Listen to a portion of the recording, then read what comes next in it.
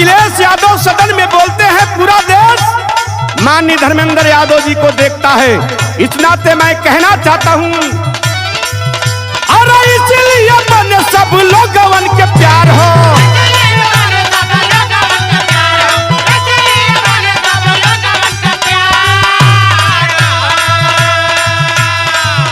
अरे थाही कैसे गढ़ा समंदर के